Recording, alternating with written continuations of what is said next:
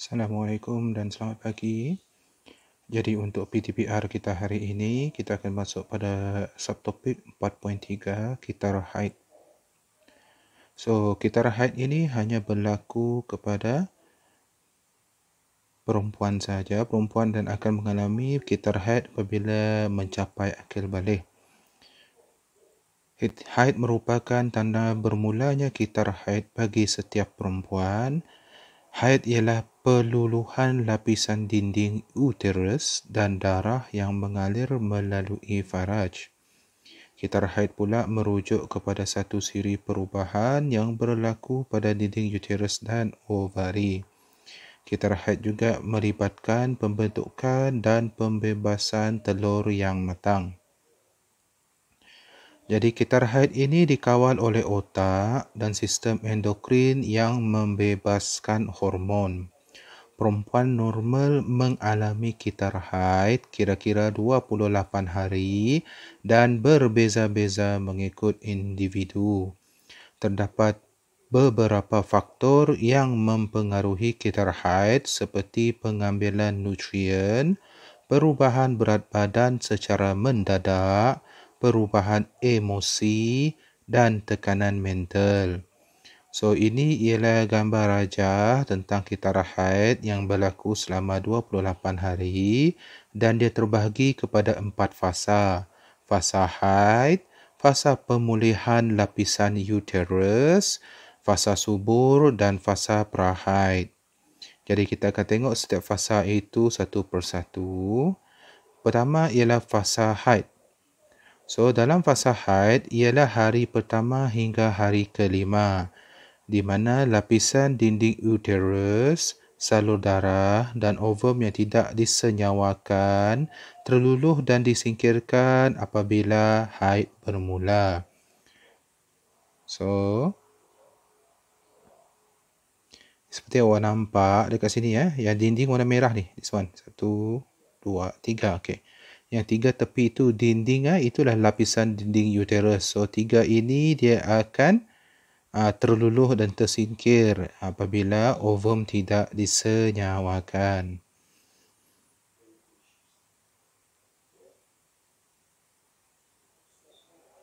Okay, next ialah fasa pemulihan. Fasa pemulihan berlaku hari ke-6 hingga hari ke-11. Dinding uterus mula dibina semula dan menebal. Okay, itu yang kamu nampak kat sini, warna merah ni. Dinding merah ni dia mula balik, dibina semula dan menebal. Okay. And then salur darah pada dinding uterus mula terbentuk dan bersedia untuk menerima penempelan sel yang telah disenyawakan.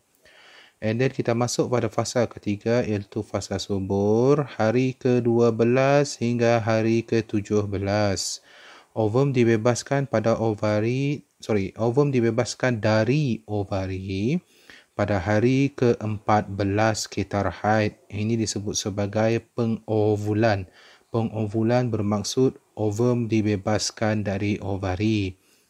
Dan ini berlaku pada hari yang ke-14. Dinding uterus dan salur darah terus berkembang dan jika ada sperma, persenyawaan mungkin berlaku. Dan kita masuk fasa yang keempat iaitu fasa prahaid. Pada hari 18 dan hingga hari ke-28, dinding uterus terus menebal dan kaya dengan saluran darah. Okey, maksudnya kat sini. Ini yang merah ni, dia terus menebal dan kaya dengan saluran darah. Jika persenyawaan berlaku, penempelan embrio akan terjadi di dinding uterus. Maksudnya, dia akan menempel dekat dinding atas ni lah biasanya. Kebiasaannya kat situ lah. Okay. And then, kitar haid akan berulang semula sekiranya persenyawaan tidak berlaku. Jadi, kepentingan mengurus kebersihan diri semasa haid. Penjagaan kebersihan diri semasa haid adalah sangat penting bagi memastikan sistem pembiakan tidak dijangkiti oleh mikroorganisma seperti bakteria, virus dan kulat. Jadi kepentingan menguruskan kebersihan diri, jadi semasa haid, wanita perlu sentiasa menukar tuala wanita 3 hingga 4 kali sehari untuk menghindari jangkitan bakteria dan virus yang boleh menyebabkan jangkitan saluran kencing ataupun dalam singkatannya UTI, Urinary Tract Infection, itu dalam bahasa Inggeris. Wanita haid digalakkan mandi dengan lebih kerap untuk membersihkan tubuh badan. Okey. Jadi apa masalah kalau perempuan tu ada masalah kitaran haid macam mana? Okey. Kitar haid yang tidak stabil merujuk kepada seseorang wanita itu tidak mengalami haid pada setiap bulan. Kitar haid yang terlalu panjang atau terlalu pendek dengan fasa haid yang melebihi 15 hari. Masalah ini mungkin disebabkan oleh beberapa faktor seperti pertambahan berat badan, masalah hormon, gangguan emosi, senaman yang berlebihan dan juga boleh disebabkan oleh ketumbuhan di dalam rahim. Okey, 4.3 ini pasal kitar haid, walaupun dia lebih kepada perempuan, tapi kita sebagai lelaki, yang pelajar murid-murid lelaki kena juga faham. Kenapa? Nanti sebab awak lelaki, nanti awak akan dewasa, nanti awak akan jadi ketua keluarga. Nanti awak kena tahulah benda-benda macam ini, terutamanya apa yang berlaku pada isteri awak, anak-anak awak jugalah. Kalau awak ada adik-adik perempuan pun, awak pun tolong jagalah.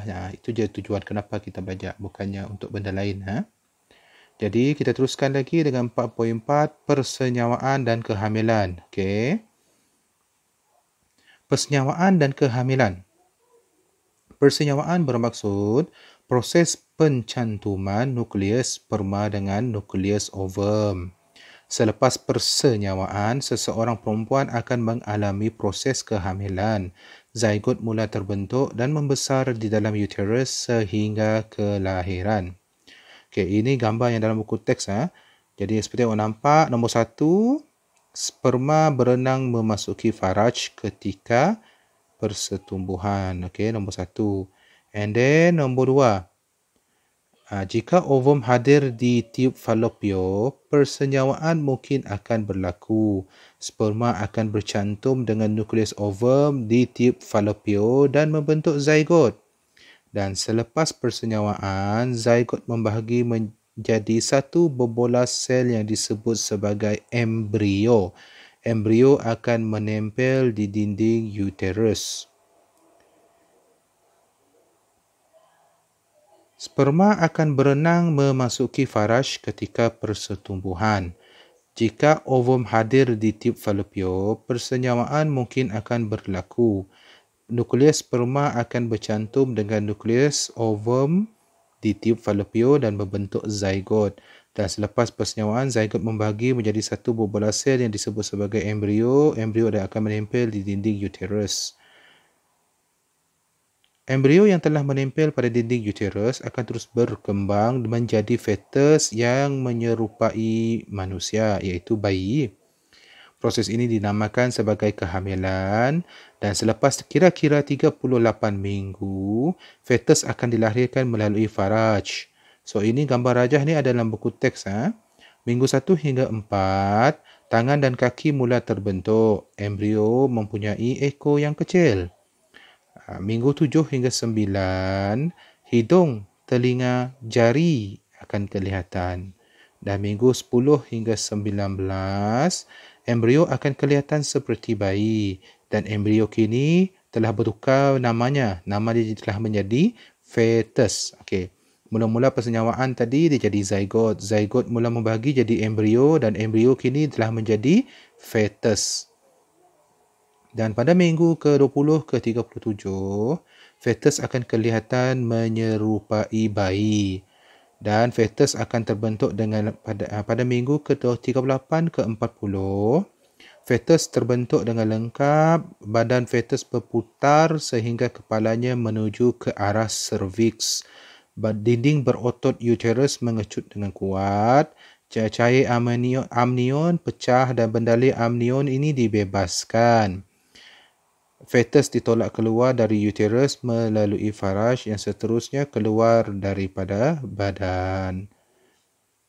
So, itu seperti kita tengok tadi, mula dengan gambar rajah ni tadi. Mula dengan sel sperma dengan ovum. Sperma dengan ovum berjantung di dalam tiub fallopian membentuk zygot. Zygot terus membagi membentuk embrio. Kemudian embrio terus membahagi pada minggu ini, and then dia tukar jadi namanya fetus. Dan fetus terus membesar menjadi bayi. Okey.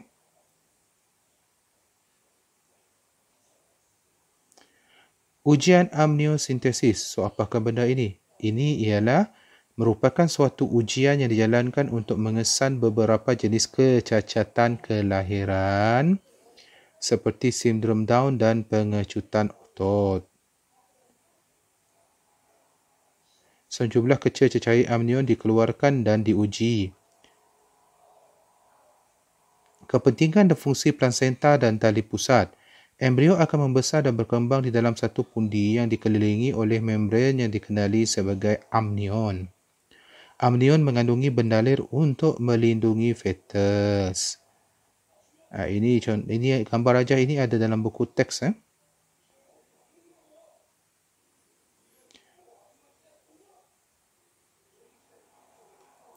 So, kalau kawan nampak dekat sini, amnion di sini. Dia label dia pergi ke warna biru tu. Kat situlah membran yang membentuk pundi kencing yang mengandungi bendalir. Yang itulah yang melindungi bayi. Dan plasenta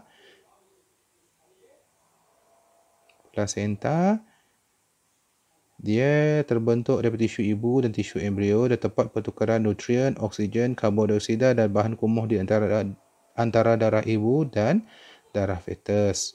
Tali pusat, tiub yang menghubungkan fetus dengan plasenta yang terdapat pada salur darah di dalam tiub untuk mengangkut darah kepada dan daripada fetus. Dan dinding uterus terdiri daripada dinding berotot, tempat di mana embrio menempel dan berkembang. Fetus, embrio tadi kan dah membesar kan, sekali disebut sebagai fetus. Bendalir amnion bertindak sebagai cushion untuk menyerap gegaran dan mencegah fetus daripada kecederaan. Okey, saya rasa itu saja. Dah melebihi 10 minit. Okey. So, kita jumpa lagi